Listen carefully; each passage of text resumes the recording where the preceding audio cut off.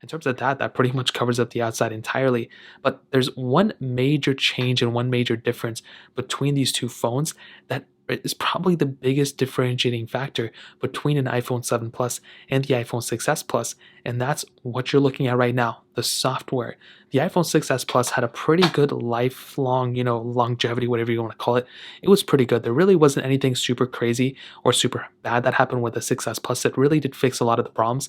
And with iOS 14, I don't think it's really improved anything. It's still kind of like the same thing that we got going on, but I don't really think that's a bad thing. I think iOS 14 during its infancy was pretty bad, but now it's kind of gotten fixed a little bit.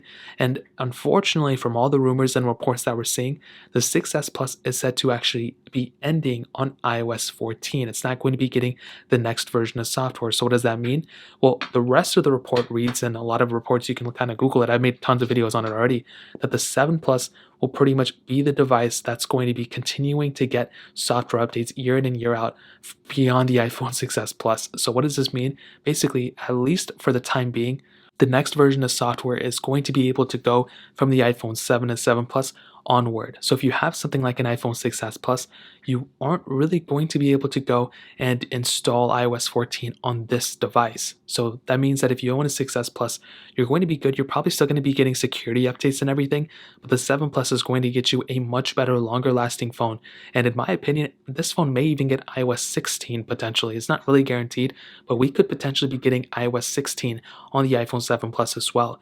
And this in and of itself is probably the biggest difference between these two phones, especially now in 2021.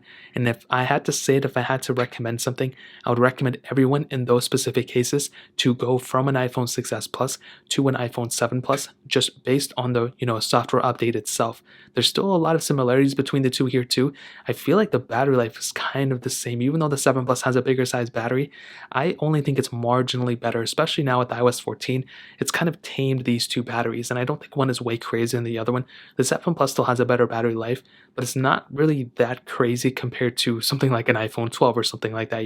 The 12s and 11s will get you better battery life, but also, the longer software support, you have checkra and jailbreak on both, which is great, but the longer software support is going to go for the 7 Plus for sure. So in terms of that, that pretty much covers it up.